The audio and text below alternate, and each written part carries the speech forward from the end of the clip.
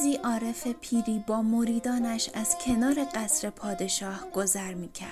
شاه که در ایوان کاخش مشغول به تماشا بود او را دید و به سرعت به نگهبانانش دستور داد تا استاد پیر را به قصر بیاورند. عارف به حضور شاه شرفیاب شد. شاه ضمن تشکر از او خواست که نکته‌ای آموزنده به شاهزاده جوان بیاموزد مگر در آینده او تاثیرگذار شود. استاد دستش را به داخل کیسه فرو برد و 3 عروسک از آن خارج کرد و به شاهزاده عرضه نمود و گفت بیا اینان دوستان تو هستند، اوقاتت را با آنها سپری کن.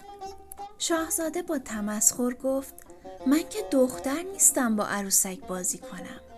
عارف اولین عروسک را برداشته و تکه نخی را از یکی از گوشهای آن عبور داد که بلافاصله از گوش دیگرش خارج شد.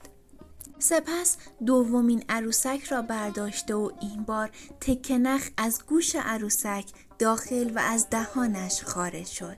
او سومین عروسک را امتحان نمود. تکه نخ در حالی که در گوش عروسک پیش می رفت از هیچ یک از 2 عضو یاد شده خارج نشد. استاد بلا فاصله گفت جناب شاهزاده اینان همگی دوستانت هستند. اولی که اصلاً به حرفهایت توجهی نداشته، دومی هر سخنی را که از تو شنیده همه جا بازگو کرده و سومی دوستی است که همواره بر آنچه شنیده لب فرو بسته. شاهزاده فریاد شادی سر داده و گفت پس بهترین دوستم همین نوع سومی است. من هم او را مشاور امورات کشورداری خواهم نمود. عارف پاسخ داد نه و بلافاصله عروسک 4 را از کیسه خارج نمود و آن را به شاهزاده داد و گفت این دوستی است که باید دنبالش بگردی. شاهزاده تکه نخ را برگرفت و امتحان نمود. با تعجب دید که نخ همانند عروسک اول از گوش دیگر این عروسک نیز خارج شد. گفت استاد این که نشد. عارف پیر پاسخ داد حال مجدداً امتحان کن. برای بار دوم تکه نخ از دهان عروسک خارج شد.